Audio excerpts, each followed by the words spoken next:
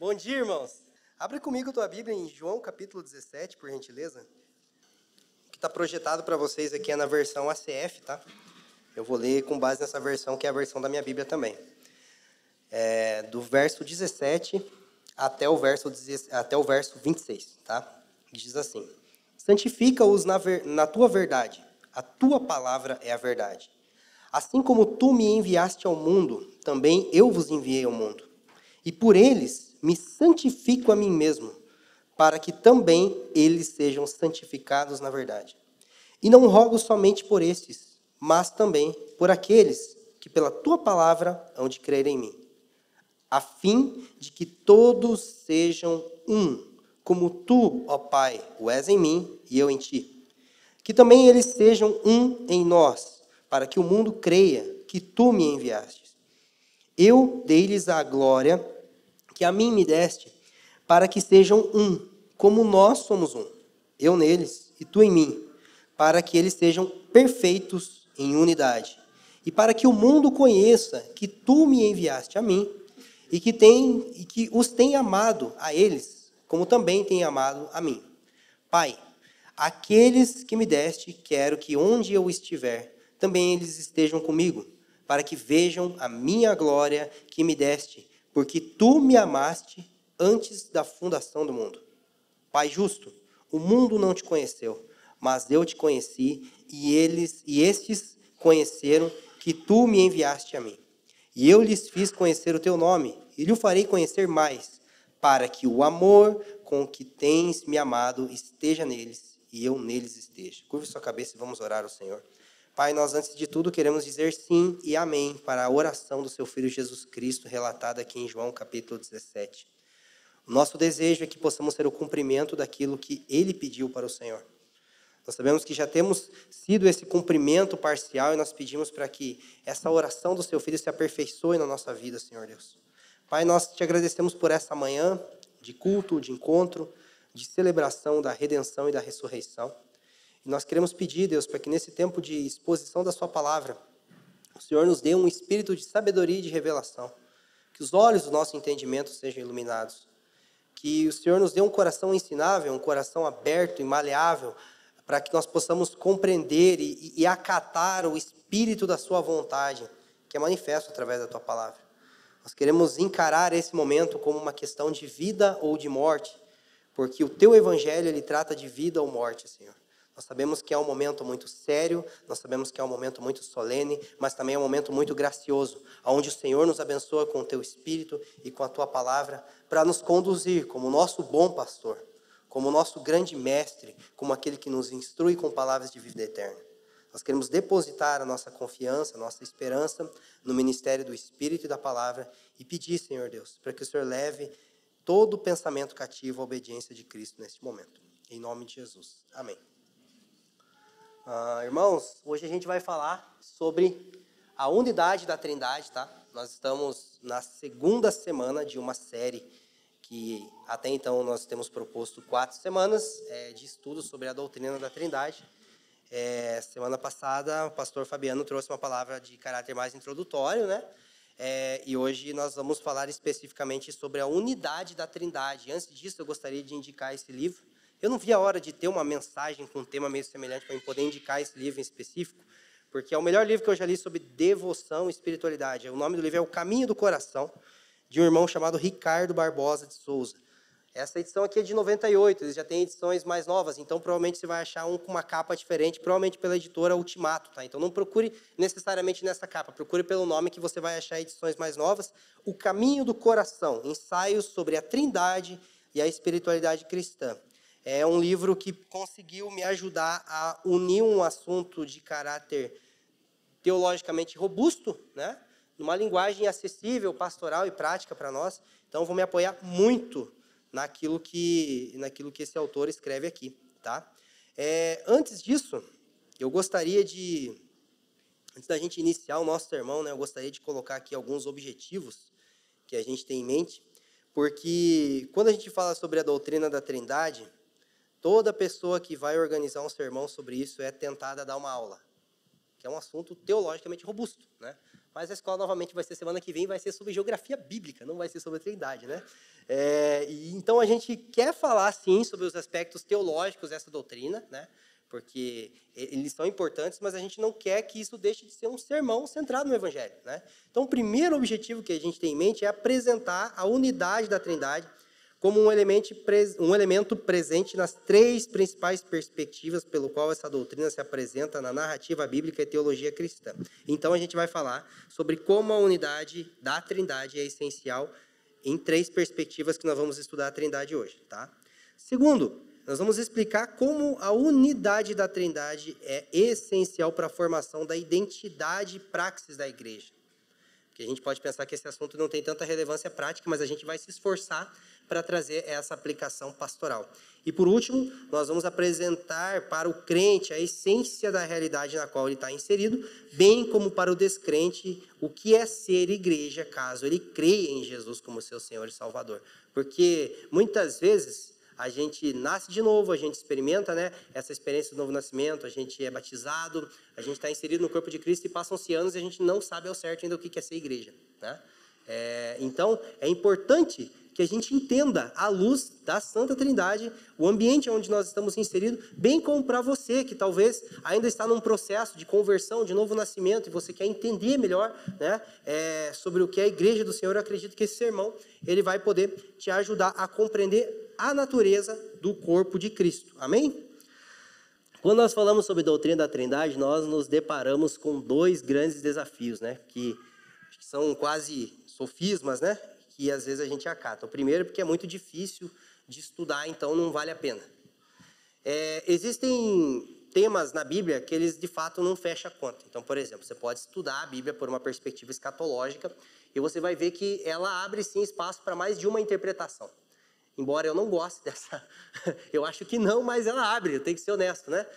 Então você vai ver que o pré-milenista, o amilenista, o pós-milenista, eles vão encontrar respaldo bíblico, né, para todas essas posições, e a conta ela parece que não fecha. A gente tem que reconhecer isso. Só que quando a gente fala de doutrina da Trindade, a gente tem que entender que não é que a conta não fecha, é que excede a nossa capacidade de entender. Tá? É bem diferente. A Bíblia é muito clara sobre a Trindade. Ela é muito objetiva sobre a Trindade. A questão é que ela é objetiva sobre uma coisa que não tem comparação. Que tipo de objeto do universo a gente pode fazer uma analogia em relação à Trindade?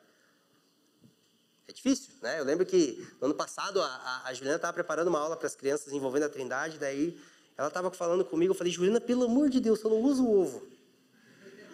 Daí ela, tá, mas a água? Eu falei, também não. Ela fala, o que eu faço? O que eu desenho? Eu falei, eu não sei. Mas como é que você não sabe? Eu falei, também não sei. Eu não sei que desenho que dá para fazer. Aí corri lá nas teologias sistemáticas, ela parecia que... Legal, o irmão tentou, mas é difícil você ilustrar algo incomparável. Só que a gente tem que entender que o desafio do cristão não é achar uma ilustração para a Trindade, é permitir que a Trindade nos ilustre. É permitir que a Trindade desenhe quem nós somos. Que daí nos leva, né, para a nossa segunda indagação, que muitas pessoas acham que ela não tem relevância prática. É um tema que está presente nos nossos credos, por exemplo, o credo apostólico, ele é um credo completamente trinitariano, né? Crê em Deus Pai, seu único Filho Jesus Cristo e depois o Espírito Santo, né? Nós vemos que muitas das nossas canções, a grande maioria, elas são trinitárias. Então, na nossa confissão de fé, nas nossas orações, nas nossas canções, a gente ora ao Pai, movido pelo Espírito em nome do Filho. Mas nós precisamos entender que o estudo da Trindade, ele não tem como objetivo apenas organizar a nossa compreensão sobre ela, né? Para que o irmão, às vezes, quando ele está meio aleluiado, às vezes no momento de louvor, ele não chame Jesus de paizinho, né? Que tipo, pô, Jesus não é o pai, entendeu? Eles são diferentes, assim, ele é o filho, e às vezes as pessoas se confundem um pouco e tal, mas não é só para isso. A gente precisa entender qual é o papel da Trindade na nossa devoção cristã. No que ela interfere na nossa compreensão sobre ser igreja. Porque, veja bem, é um assunto central. Se é um assunto central da nossa fé, se tirar a doutrina da Trindade, pouca coisa deveria sobrar. Mas muitas vezes, em nossa compreensão e comportamento cristão, se a gente tirar a doutrina da Trindade, não vai fazer muita falta. E aquilo que não faz muita falta não é fundamento. Mas se a teologia cristã e histórica trata como fundamento, deveria ser algo que tira o nosso chão, quando tira da nossa lista. Quem está entendendo? Então nós precisamos não apenas crer na Trindade, nós precisamos não apenas saber explicar a Trindade, nós precisamos buscar compreender quais são as implicações dessa doutrina tão essencial, tão fundamental da nossa fé. Estamos juntos? Então vamos lá. Eu gostaria de falar sobre a Trindade, né, em 3 perspectivas pela qual ela pode ser estudada. Mas antes disso, trazer para vocês uma citação que já foi falada na semana passada, e a gente vai reforçar isso várias vezes, que é basicamente o seguinte: há um só Deus, em 3 pessoas, e cada uma dessas pessoas é plenamente Deus. Isso é simples de expressar, sim ou não? Vamos lá. Há um só Deus, em 3 pessoas, e cada uma dessas pessoas é plenamente Deus. Agora explique. Vamos embora, fecha a porta aqui. Mas a afirmação, ela é muito objetiva, ela é muito clara. É um só Deus em 3 pessoas e cada uma dessas pessoas é plenamente Deus. O problema é que o racionalismo, ele nos leva a negar tudo aquilo que nós não sabemos explicar. Se eu não sei explicar, não é verdade. Então a primeira coisa que você não deveria fazer é casar, porque você nunca vai saber explicar a tua esposa, né? Não é verdade, então. A Ju não existe. Por quê? Porque eu não sei explicar ela, né? Não é assim. Mas o racionalismo, ele nega tudo aquilo que é inexplicável. E aí, a gente corre o risco, né, de ir para 2 extremos, né, em relação à doutrina da Trindade. Primeiro tem eu esqueci o nome agora, triteísmo, 3 deuses, né? Isso é óbvio que não é um panteão, né, cristão. Não é um politeísmo, mas dentro do monoteísmo, né, tem o monoteísmo unicista clássico, que ele é o judaico, por exemplo, né? Os judeus não acreditam em 3 pessoas na Trindade, tanto que por negar a divindade de Jesus, eles mataram ele, né? O Islã também não acredita, né, em 3 pessoas, há um só Deus e é um só Deus mesmo, né? E esses são o unicismo clássico, né, nós podemos dizer. Que eles, em algumas religiões mais recentes, né, monoteístas, eles negam a divindade de Jesus e a divindade do Espírito Santo. Jesus era um profeta dos bons, mas filho de Deus aí já fica um pouquinho complicado afirmar, sabe? O Espírito Santo é top, é essencial, mas ele não passa de uma força cósmica. Dizer que ele é Deus aí já complica um pouco. Esse é o unicismo clássico, né? Aí, existem algumas vertentes da própria igreja cristã que elas não vão negar a divindade de Jesus. Elas não vão negar a divindade do Espírito Santo. Porém, é caro demais reconhecer a doutrina da Trindade. Daí o que a gente faz? A gente cria o unicismo modalista.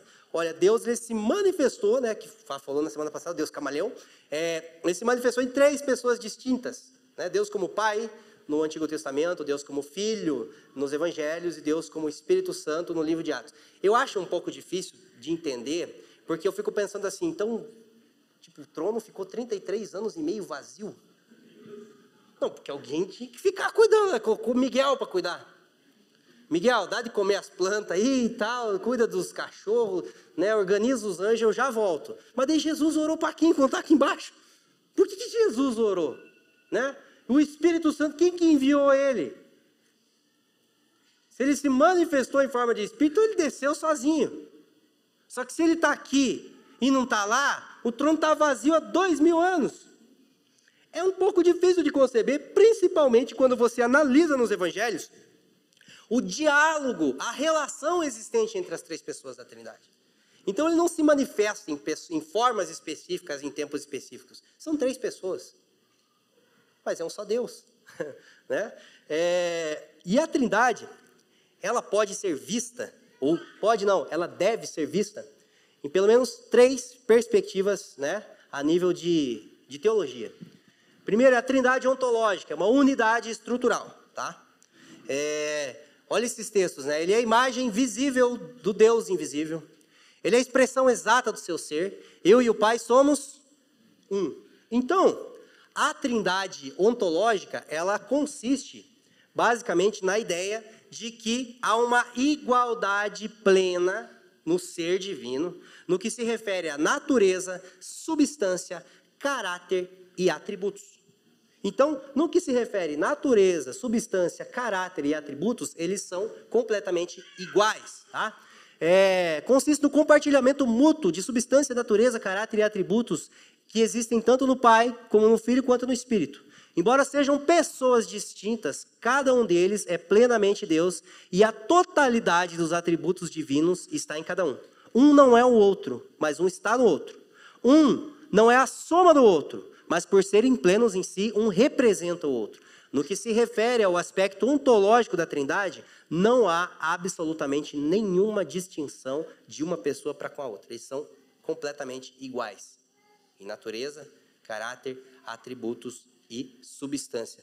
Estamos juntos até aqui? Então, assim, eles são plenos. O Pai não completa o Filho. O Filho não completa o Pai. O Espírito Santo não preenche os dois.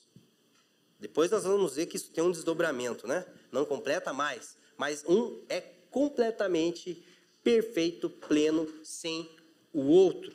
Então não é uma soma, tá? Não é uma soma como se isso estivesse faltando, eles são plenos. É completamente igual no que se refere ao aspecto ontológico, tá? Isso precisa ficar muito claro. Eles são idênticos, eles são exatamente iguais em natureza, substância, caráter e atributos. Aí tem o aspecto que provavelmente é o aspecto mais explorado, né, da doutrina da Trindade, que é a Trindade econômica, tá? Efésios 1, do 3 ao 14, que é um texto bem conhecido, né, por ser grande eu não vou ler ele todo, mas você vê que nesse texto Paulo menciona os aspectos dessa unidade funcional. Então, primeiro uma unidade estrutural, depois nós temos uma unidade funcional. Nessa unidade funcional, cada pessoa da Trindade desempenha um papel específico. O Pai, ele elege, adota. O Filho redime. O Espírito Santo, ele santifica, ele sela. Então você vê que no aspecto econômico da Trindade, economia tem a ver com a administração de uma ação, de um plano, né? Você vê que tem a ver com a revelação da Santa Trindade no ato da criação e da redenção. E como a Bíblia, ela é um livro que ela fala sobre criação e nova criação, sobre criação e redenção, a maioria das revelações da Santa Trindade, que nós vamos encontrar nas Escrituras, estão sendo vistas sob um contexto da Trindade econômica. Por isso ela é a mais conhecida. Então você vai ver eles desempenhando papéis específicos, cada um fazendo alguma coisa, mas você percebe que um também realiza através do outro. Deus estava reconciliando o mundo com Cristo, em Cristo. O amor de Deus é derramado em vossos corações pelo Espírito. Então, Deus ele estava na cruz, mas não era o Pai que estava lá. Ele estava em Cristo. A nível do ser trinitário, Jesus ele não está aqui. Jesus ele está à destra de Deus. Em carne e osso, pulmão, sangue. Mas, porque o Espírito Santo está aqui, nós podemos dizer com confiança que ele está entre nós. Então, um faz algo específico que o outro não faz. Mas por serem ontologicamente iguais, um realiza através do outro. O Pai julga através do Filho, né? O Espírito santifica, Cristo santifica a tua igreja através do Espírito. Então, isso se refere ao aspecto da Trindade econômica, tá? Depois nós temos um aspecto que ele talvez é um dos principais, é difícil escolher um principal, né? Não é por aí, mas ele é um dos menos explorados, que é o aspecto da Trindade imanente. E por que a Trindade imanente ela é tão pouco explorada? Primeiro, porque ela está relacionada ao aspecto relacional da Trindade pré-criação e redenção. Então, o que é a Trindade imanente? É a relação da Trindade antes que as coisas fossem criadas. E a gente tem muito pouca informação de o que eram as coisas antes da criação. Só que nós precisamos entender que havia, sim, uma relação antes que as coisas fossem criadas. No princípio, era o verbo era Deus, e ele estava com Deus. E aí você vê aqui João 17, né? Porque me amastes antes da fundação do mundo. Então, o que Deus estava fazendo antes de criar as coisas? Amando Jesus. Não foi um ato criacional e redentivo para dar sentido. Tipo, cara, tá meio entediante isso aqui, né? Vamos fazer alguma coisa aí para dar uma animada, que nós estamos meio sem ter o que fazer. Deus estava ocupado amando o filho dele. E o filho estava ocupado em viver para a glória do pai dele. E o Espírito Santo comunicando essa relação entre o outro e um vivendo para a glória do outro. Num fluxo eterno de amor perfeito, do qual ele orou em João 17. Eu quero que eles vejam isso. Eu quero que aonde eu estou, eles estejam. E a gente pensa que é um lugar físico. Eu estou no céu. Não. É no seio dessa relação eterna. Eu quero que eles estejam comigo. Para que eles vejam a minha glória que eu tinha com você antes da fundação do mundo. Eu quero eles nesse lugar, Pai. No lugar onde não era necessário nada externo para que eu te amasse completamente. E para que eu fosse plenamente amado. Esse é o aspecto imanente da Trindade. E quando a gente analisa a Trindade por uma perspectiva imanente, a criação e a redenção não acrescentam nada a Deus, a não ser trabalho. Daí surge a necessidade da Trindade econômica, né? E esse aspecto, ele é muito importante para que nós possamos considerá-lo, porque foi falado na semana passada, e vamos repetir isso hoje, Deus, ele é comunidade. Só que a nossa mentalidade, ela é em certo sentido mais... Ela é influenciada, né, pela construção social e cultural, histórica que nos trouxe até aqui. Então, quando a gente pensa em Deus, a gente sempre pensa no uno. Por exemplo, imagine um Deus que não é o nosso Deus, porque agora é óbvio que nós estamos falando da Trindade, né? Imagine um Deus que não é o nosso Deus. Imagine qualquer Deus, Odin, Zeus, sei lá quem. Você vai imaginar quem? Um ser. Só que Deus, ele não é um ser. Ele é uma relação. Antes de ser um ser. Mas a gente sempre pensa o quê? Uma pessoa. Tanto que lá no deserto, quando eles criaram o bezerro de ouro, o que eles fizeram? Um objeto, um ser. Brincadeiras à parte, mas eu acho que se tivesse feito um boi, uma vaca e um bezerrinho de ouro, que representasse uma família, teria sido um pouquinho mais assertivo. Teria sido um pouquinho menos idólatra. Mas a gente está acostumado a tanto ver Deus como um, que a gente não consegue pensar em três. Mas se a gente se ambientalizasse com a ideia de um ser comunitário, um ser que é comunidade, que é família sagrada, a gente teria dificuldade de pensar num Deus sozinho. E a gente ia ter mais resiliência em idolatrar uma coisa. Quem está entendendo? Estamos juntos? Então, o aspecto imanente da Trindade, ele enfatiza a relação que os três sustentam entre si antes que as coisas existissem. C.S. Lewis, ele diz o seguinte: aprendemos da doutrina da Santíssima Trindade que alguma coisa análoga à sociedade existe dentro do ser divino desde toda a eternidade, que Deus é amor. Não no sentido da concepção platônica de amor, mas porque nele a reciprocidade concreta de amor existe antes dos mundos e, por isso, compartilhada com as criaturas.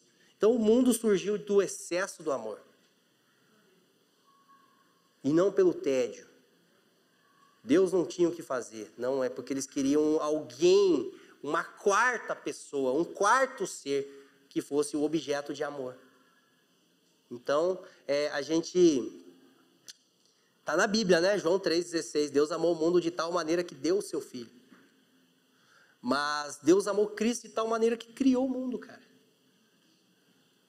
Então foi pelo excesso do amor, tá?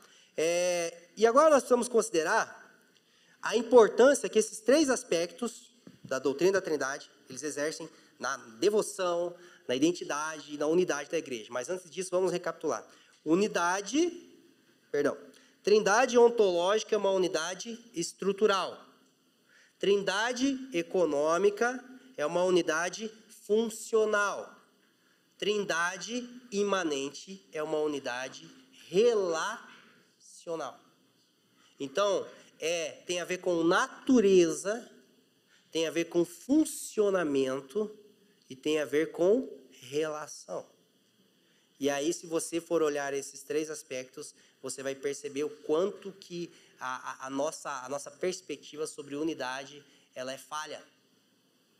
Porque às vezes a gente cria uma unidade tão platônica que tipo assim, não, eu e aquele irmão ali, a gente tem a mesma natureza, a gente é um e tal, estamos juntos no espírito. Mas não congrega, um não visita a casa do outro, um não senta na mesa. Não, mas nós estamos juntos.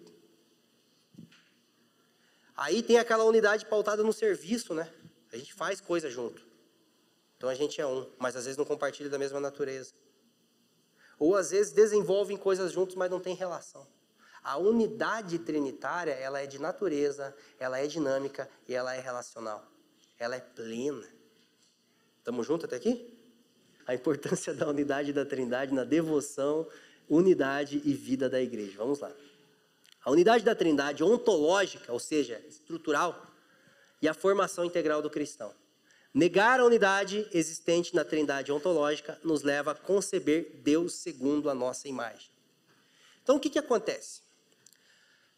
A pessoa, ela não consegue perceber a exatidão, a plenitude de todos os atributos em cada uma das pessoas da Trindade. Aí ela vai pensar que o Deus Pai, ele é um pouco mais brabão, assim, sabe? Até porque a revelação de Deus no Antigo Testamento, ele afogou geral com água, matava criança, mulher, aí você pensa assim, normalmente você vai pensar no Deus Pai na tua imaginação, assim, como aquele mais velho, assim, até a sobrancelha um pouquinho mais deitada, né? Mas daí já tem o Jesus mais jovial, que a gente concebe na nossa cabeça. Que ele já virava outra face, ele já era do perdoa, Pai, que não sabe o que fazem. Daí quando a gente está ensinando sobre escatologia, que Jesus vai vir matar a gente no fim dos tempos, o quê?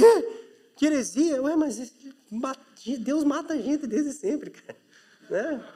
Desde que o mundo é mundo, ele está matando a gente. Desde o dilúvio lá, já está matando gente, né? Por que Cristo não ia fazer isso agora? Ai, meu Deus, mas como assim? Não é o Pai? Não, um faz no outro. Está tudo certo. Né? E o Espírito Santo é aquele ser mais extravagante, assim, e tal. Só que o que acontece? Quando a gente não compreende que um tem os atributos do outro, a gente começa a criar um distanciamento entre um e outro. Parece que Deus Pai ele é um pouco de um humor um pouco mais segunda-feira e Jesus é o Deus sextou. É verdade, a gente pensa assim na nossa cabeça, sabe? Tipo, Deus ele já viria no culto do domingo, e Jesus já iria na mesa, porque é mais jovial. Só que a gente começa a criar um certo preferencialismo por essas imagens de Deus que a gente cria na nossa cabeça. Esse dia eu estava com um irmão, ele, um tempo ali que a gente estava conversando, ele começou a me contar a história da vida dele, que é uma história bem dramática, que é a história de quase todos nós. Eu olhei para ele e falei assim, cara, você tem dificuldade de se relacionar com Deus Pai, né? Ele parou de comer, ele olhou para mim assim e começou a chorar. Porque se com aquela história de vida ele não tivesse dificuldade de enxergar a figura paterna de Deus, eu ia pedir para ele me pastorear. Então, às vezes, o contexto social, a formação da pessoa, ela faz com que, às vezes, a figura do Pai, do Deus Pai, ela seja um pouco indigesta. E às vezes a pessoa ela é um pouco mais, não, é que a gente é a noiva de Jesus, então assim, importa Jesus como nosso noivo.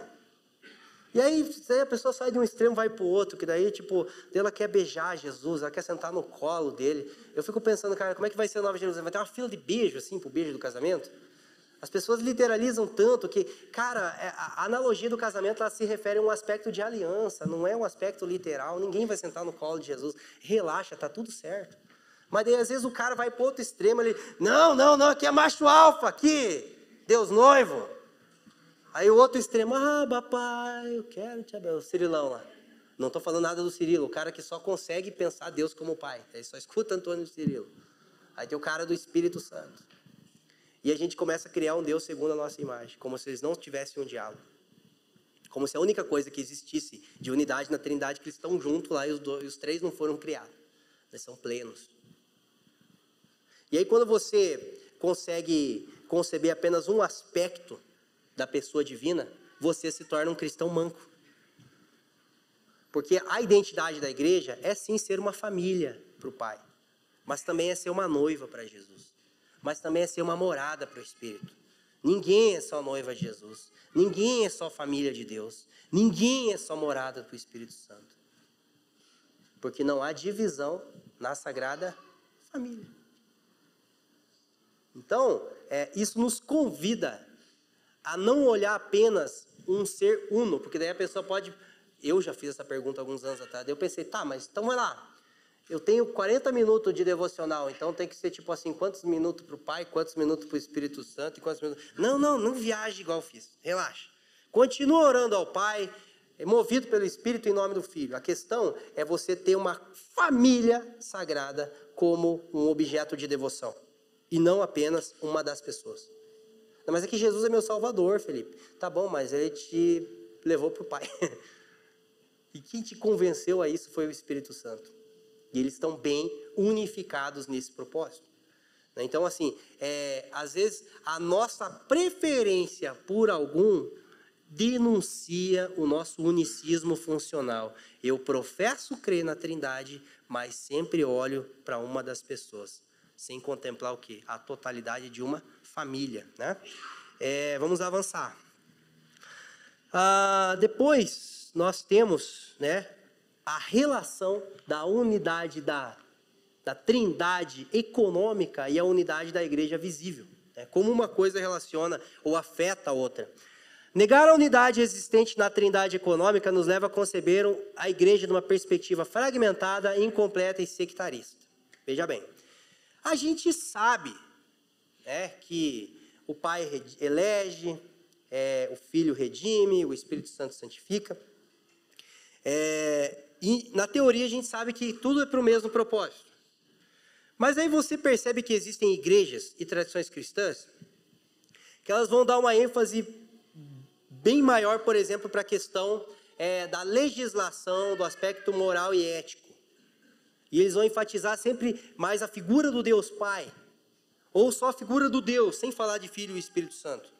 Só que quando você vai ler o Antigo Testamento, em certo sentido faz sentido, porque Deus ele se revela como esse aparentemente, tá? Porque a Trindade também é presente no Antigo Testamento, mas ele é aparentemente um Deus uno, né? E ele está formando uma nação santa que estaria perante as nações. Então, por isso o aspecto moral, ético e social é tão grande. Só que daí você vê outras tradições e outras igrejas que elas enfatizam a pessoa do Filho exclusivamente. Como? É a ênfase exacerbada na graça e na salvação. Jesus me ama, Jesus me salvou. E em algumas dessas comunidades há um desdobramento para a questão do discipulado com Cristo, tá? Cujo objetivo final é se tornar semelhante a Jesus. Mas às vezes a pessoa ela fica tão focada na obra de santificação que acontece no interior dela, que ela acaba esquecendo do aspecto social da manifestação da sua fé. E ela se torna uma pessoa alienada, contracultural, mas alienada. Aí tem aquela que vocês já sabem que eu vou falar, né? Que é a igreja que dá ênfase ao Espírito Santo. Por mais bíblico que seja o sermão, se não teve uma manifestação de dom do Espírito, ele não vale.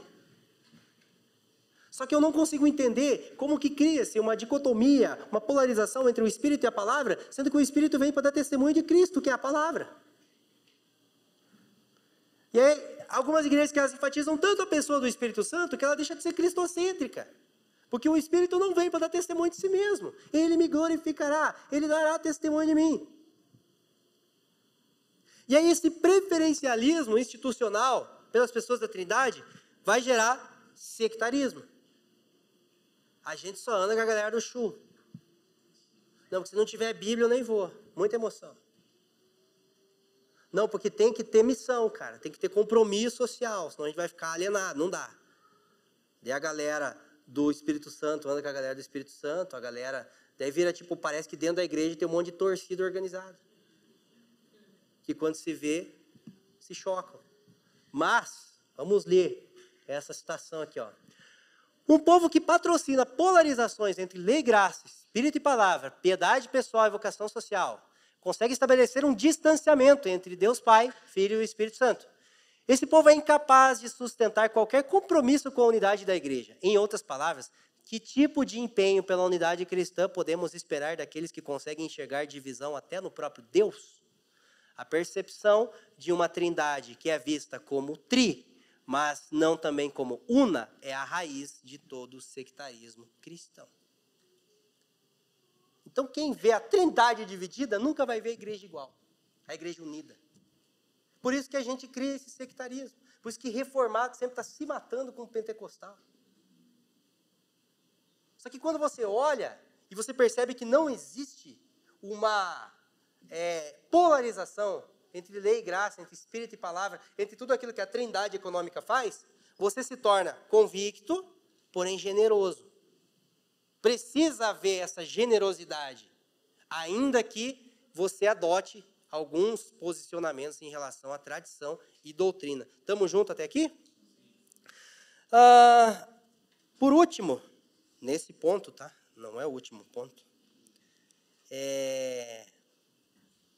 A unidade da trindade imanente e a nossa identidade como igreja, tá? E a identidade comunitária do povo de Deus.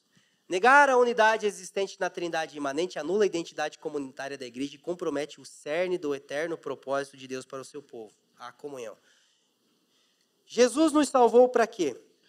Para a comunhão. Pode ensinar isso sem ter medo de errar. Porque quando a gente fala qual que é o propósito da salvação, parece que é uma pergunta ampla, genérica, né? Não, é para comunhão. Deus nos chamou para comunhão, como diz 1 Coríntios capítulo 1. E todo o propósito da salvação, ele consiste em comunhão. Mas quando a gente nega a relação que existe entre as três pessoas da Trindade, que não depende de criação e redenção, a gente perde o aspecto comunitário da igreja, o aspecto trinitário da nossa fé. Veja bem, no que se refere à trindade ontológica, ou seja, a parte estrutural, nós, como povo de Deus, nós temos um acesso em partes a esse aspecto ontológico da trindade. Por quê? Porque nós, sim, somos participantes da natureza divina, né? Mas isso não torna o Lucas César onipresente. Não torna o Arthur onipotente. Ou seja, nós temos acesso aos atributos comunicáveis, e quanto aos atributos incomunicáveis de Deus, nos resta adorar. Como diz Paulo, a profundidade da riqueza do conhecimento, enfim, né? Nós adoramos os atributos incomunicáveis e nos apropriamos dos atributos comunicáveis, no aspecto ontológico. No aspecto econômico, não temos nada a fazer. Já adotaram, já redimiram, já elegeram, já estão santificando. E qualquer tentativa de contribuir para o exercício econômico da obra da salvação é legalismo. Então, o que a igreja tem a fazer no que se refere à trindade econômica? Nós somos apenas o canteiro de obra do plano de salvação. Não somos mais nada. Nós não temos nada a acrescentar na trindade econômica, porque o Filho já disse, está consumado. É só ficar paradinho onde nós estamos, crer, depositar a nossa confiança e se render. Porém, no aspecto imanente da trindade, no aspecto relacional, a igreja ela não desfruta em partes. Ela desfruta da totalidade dessa relação. Isso, para mim, é uma das verdades mais emocionantes da nossa fé. Porque os atributos têm partes que a gente nunca vai se tornar como Deus. Trindade econômica, não temos nada para fazer a não ser crer e deixar Deus fazer o que Ele quer fazer. Mas na trindade imanente, Jesus, Ele quer uma relação tão profunda com nós, que Ele escolheu um corpo igual ao nosso, cara. Você já parou para pensar que tem um pulmão na sala do trono? Tem sangue correndo. E Hebreus 2, que é o texto onde o autor de Hebreus enfoca na humanidade de Jesus, diz assim, eu não me envergonho de chamá-los de irmãos. Ele está bem nesse corpo. Ele está se sentindo bem. É uma relação tão íntima e tão próxima, que o Espírito Santo, que até então estava por aí pairando, né? Como diz Gênesis 1, vai ter um templo, uma casa. E vai ficar nessa casa para sempre. É uma relação tão íntima e tão profunda, que Deus, o unigênito Filho, abriu mão de ser filho único, cara. Bem que você podia ter um monte de filho igual eu, né? Gostei. Mas eu fico pensando assim, Deus já tinha um filho, já cumpriu com o papel dele. Ele podia ser pai de pet. Dá menos trabalho. Entendeu? Eu tenho 4 filhos, sou pai de pet lá em casa também. Eu amo meu Nicodemos, meu pastor alemão. Tem 3 cachorros lá, mas eu amo o Nicodemos. O resto eu cuido, né? Não dá para ter filho preferido, mas cachorro dá, né? A gente tem que ter uma folga, né? Mas Deus podia pensar em ser pai de planta. Vamos criar umas sequoia, uns pinheiros, vamos criar uns dinossauros aqui, tá bom. Não, ele quis ser pai de gente, cara. E que só dá problema até então. Aí João, capítulo 15, né? O texto diz assim, João 15, 9. Assim como o Pai me amou, eu vos... Amém. É na mesma substância, cara. É na mesma intensidade. Então ele olha para os discípulos, ele olha para nós, ele fala assim, cara, tá ligado tudo esse amor que eu recebi antes da fundação do mundo? De graça! Eu vou amar vocês igual. Então Jesus, ele nos ama porque nós somos amáveis ou porque ele é amado? Porque ele é amado. Então não tem nada que você possa fazer para Jesus te amar menos. Porque para ele te amar menos, ele tem que ser menos amado. E para ele ser menos amado, ele tem que chatear o pai. E para ele fazer alguma coisa que o pai não gosta, vai ser difícil. Porque se tem alguém que agrada o pai, cara. Olha a segurança do amor de Deus por nós. É na mesma intensidade, é na mesma substância. Porém, na obra da redenção, a Trindade ela é estendida à igreja no que se refere a esse aspecto relacional. Na Trindade econômica, não temos nada a fazer. Na Trindade ontológica, desfrutamos em parte. Mas na Trindade imanente, no aspecto relacional, nós podemos dizer com toda a confiança que a igreja é a quarta pessoa da Trindade. Isso é fantástico. Isso é... Aí, não sei explicar, mas vamos tentar. Logo em seguida, no capítulo 15 do Evangelho de João, ele diz o seguinte, assim como eu vos amei, amai-vos uns. Está vendo como é que estende? Eu amo vocês, assim como eu sou amado, mas eu quero que vocês se amem, assim como vocês são amados. Então, eu amo o meu irmão porque ele é amável ou porque eu sou amado? Se eu tenho crise de amar, é porque eu me sinto mal amado. Eu não preciso que o Lucas me agrade para me amar ele. Talvez para a gente ser amigo, a gente vai ter que combinar alguns gostos. Eu ser amigo de um cara que fica, tipo assim, que é completamente diferente de mim, às vezes não vai dar, cara. Amizade é diferente. Tem que curtir um rockão, entendeu? Tem que, né, enfim, amizade é preferência. Irmandade não. Irmandade é o quê? É natureza. Aí eu amo, não porque me atrai, não porque é interessante, não porque é um bom investimento, mas porque eu sou um péssimo investimento para Deus e Ele me ama. Então, para Deus me amar menos, Cristo tem que ser menos amado, isso é impossível. Mas para mim, encontrar uma justificativa para sonegar amor para o meu irmão, eu tenho que ser menos amado. E isso também é impossível. Então você percebe como é que esse padrão relacional existente na Trindade ele é estendido à igreja através desse novo mandamento? Por que é um novo mandamento? Porque em Mateus 22, eles estão questionando Jesus em relação a qual é o maior. Ama o próximo como a ti mesmo. Só que nesse desdobramento novo da obra de redenção, existe uma nova legislação. E nessa nova legislação, não é como você se ama, é como eu te amei. E como eu te amei é intenso, é completo, é verdadeiro.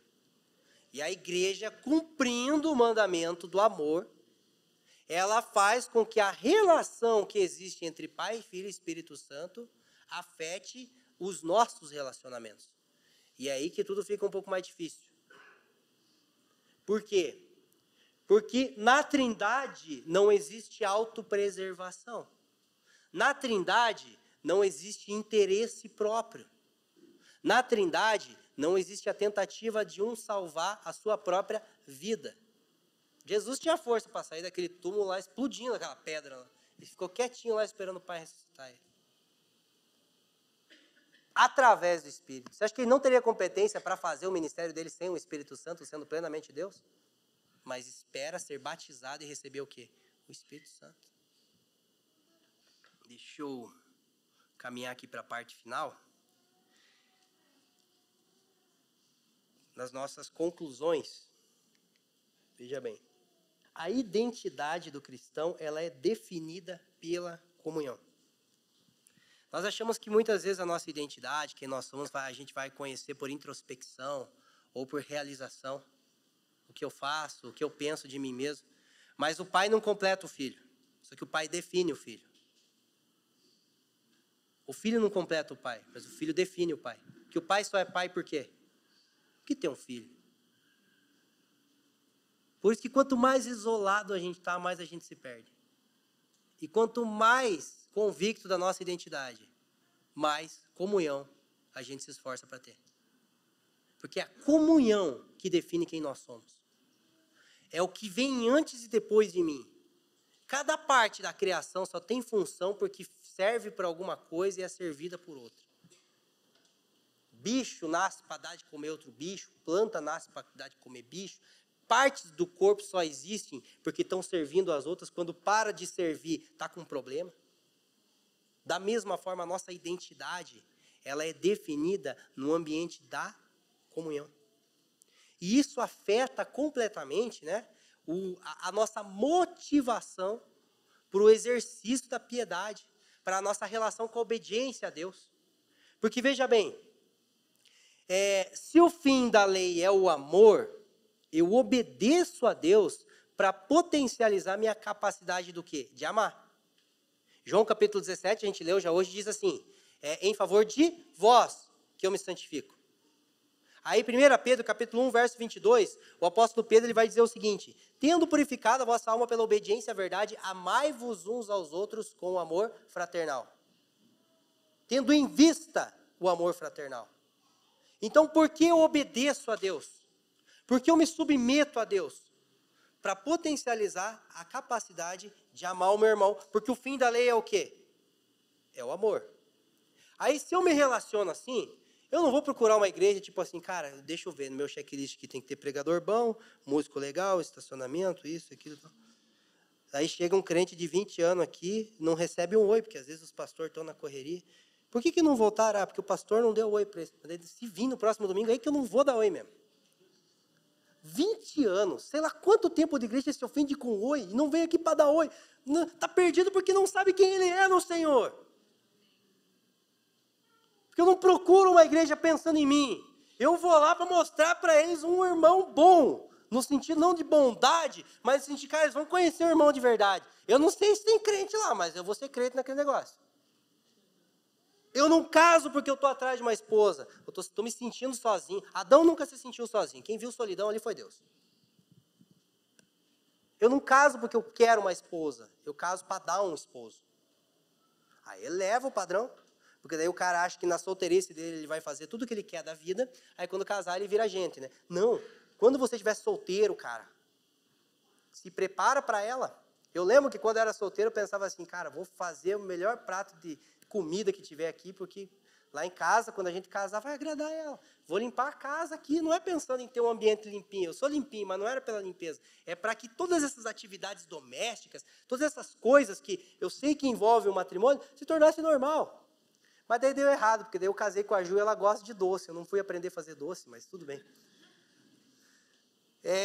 Aí se você casa pensando em ter uma esposa e ela casa pensando em ter um marido, aí o filho da mãe casa com ela e a filha do pai casa com ele, aí o cara acha que casou com a mãe, que tem que fazer as vontades dele, aí a menina acha que casou com o pai, que tem que fazer as vontades dela. E aí tem que dar o nome disso de lar e ainda proibir o divórcio. Isso é inferno, cara. Aí se o filho nasce no meio desse inferno, é pior ainda.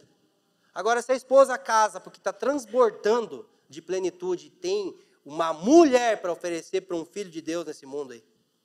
Se o cara decide casar, que está transbordando da convicção da sua identidade, e tem que achar uma filha de Deus para ter um marido igual ele, nossa, o cara tem que ser orgulhoso para pensar assim, né? Ah, mano, eu prego sobre isso, mas na hora que eu fui casar, eu falei, meu Deus, o que ela está levando para casa? Mas mostra a firmeza, mostra a convicção. O importante é ela acreditar no discurso, né? Mas eu digo que essa tem que ser a nossa motivação, cara. Aí você não vai trabalhar pensando, deixa eu ver os requisitos. Cara, o salário é bom, é perto de casa. Patrão é crente, cara. Dá até para ouvir uns louvor. É um trabalho bom para mim. Escolhe um patrão endemoniado, cara. Escolhe um supervisor encapetado. Sabe por quê? Porque ele vai poder gritar com você sem ser ameaçado de morte na hora de ir embora. Sabe, pega uma sala de aula assim que os caras têm ideologia mais capetada que tiver. Satânica, cara. Comunismo é fichinha. Não vou lá, vou perder minha fé. Então nunca creu em nada. Vai lá e mostra para aquele professor, para aquela turma, que você não está ali pelo diploma. Que você está ali por eles. Isso muda completamente a forma como a gente vê o mundo, a gente vê a vida. Há 15 dias atrás eu me envolvi numa situação bem desagradável, eu bati o carro e bati nos outros ainda, cara. Não é eu me envolvi no acidente de trânsito, que é mais bonito falar eu me envolvi, que parece que não fui eu que causei, não. Pior que eu causei mesmo. Não enxergo muito bem. E aí faltou freio no Corsinha. Cara, eu desci do carro assim desesperado com a situação, nem olhei o que aconteceu no carro e eu fui assim, porque primeiro que a mulher tinha 2 filhos pequenos e estava chorando, cara. Meu Deus, o que eu fiz, né? Daí, normalmente, quando você bate em alguém, você acalma a pessoa a quem você bateu para ela não bater em você, né? Daí, normalmente é assim, né? Mas ali eu tava mais nervoso que ela tava. Minha avó falou, fica tranquilo, tá tudo certo e tal. Vou ligar pro meu namorado e pensei, tomara que ele não tenha mais de 1,70. Já. E a outra da frente, eu vou ligar pro meu marido, daqui a pouco eu encosto um camburão da Civil. Eu falei, meu Deus do céu, né, cara? Daí, nos trâmites ali, né, de ver como é que a gente ia fazer e tal. Daí ontem, estava conversando com a menina do carro que eu amassei. O dela foi fichinha, né? Aí, ela falou assim, olha, faz um tempo aí que bateram no meu carro. Acabei de tirar esse carro da oficina, fazia uma semana. E o outro tá se enrolando um monte, cara. Todo dia tem uma desculpa e tal. E você se mostrou assim, né, bem solícito, de prontidão. Eu pensei, cara do céu, solícito como, né? Porque não, eu sabia que eu tinha que dar um jeito, não sabia como é que eu ia fazer, né? Então, obrigado e tal. Ela dando esse feedback, eu pensei, cara, ela achou a pessoa certa para bater nela. A melhor experiência de batida que essa irmã podia ter na vida tinha que ser comigo, cara. Não, ela tinha que ter uma batida assim top. Não, é verdade, porque se um crente bate em você, cara, você tem que estar protegido do crente. Daí, provavelmente, o mecânico lá também era crente, porque fez o serviço com uma excelência, que poliu o carro inteiro dela e tal. E ela ficou toda feliz, falando, olha, cara, é isso que a gente tem que proporcionar para as pessoas. Se for para bater em alguém, que seja eu. Já pensou essa irmã aí, não sei se é irmã, mas enfim, já pensou essa pessoa levar mais um calote em 2 semanas? Então, eu fui a pessoa certa para bater nela. Eu sou a melhor pessoa para ter um patrão encapetado, para ter um marido difícil, para ter uma esposa difícil. Por quê? Porque eu não estou buscando me preencher na relação. Estou buscando o quê? Só que isso não envolve só finança. Isso não envolve somente um aspecto fragmentado, envolve toda a nossa motivação pela qual a gente se relaciona. Não tem a ver com o fato de ser interessante para mim ou não. Tem a ver com o fato de eu cumprir o meu propósito onde eu estou inserido. Aí, como é que foi a conversa com o irmão lá? Foi bom ou foi ruim? Cara, eu nem sei, eu espero ter sido agradável para ele. Eu espero que o teu trabalho é bom para você. Cara, isso é relativo, eu amo qualquer coisa que eu faço, desde que eu não faça para mim. Isso muda a forma como a gente encara o mundo. E aí a gente sai daqui sem a necessidade de ser consumidor de sociedade. E a gente passa a ser o quê? Doador. Todas as relações, as situações onde nós estamos inseridos, elas passam a ter um propósito maior. A gente vai falhar? É claro que vai. Eu vou confessar meu pecado, que eu esqueci de confessar no primeiro culto. No domingo retrasado, eu não vim no culto de brabo que eu estava. Da bobagem que eu fiz. Porque daí você fala assim, foi só um prejuízo material. Glória a Deus, eu olhei todas as partes boas, mas eu sou carnal e eu fiquei assim, que besteira que eu fiz. Então a gente vai falhar, a gente fica ruim, às vezes. A gente vai sofrer. Só que daí, no dia da família, né, aparece um irmão, a gente não gosta de ficar dando o nome das pessoas, assim, mas, enfim, aparece um irmão, e ele falou assim, cara, eu queria te ajudar aí, com o negócio do carro. E eu pronto para dizer não, falei, não fui eu que fiz, eu vou ajudar, então, não quero saber. Tá, vamos ser humildes e vamos receber. Ele falou, cara, essa semana aconteceu uma situação bem parecida comigo, assim, que eu provoquei um acidente bem grave, assim, na minha empresa, cometi algumas coisas que trouxe um prejuízo gigantesco para mim e tal. Mas ele falou assim, cara, se o meu problema for só meu, ele vai ser muito grande. E o teu problema não pode ser só teu. Então esse problema é nosso. E eu, caramba, né?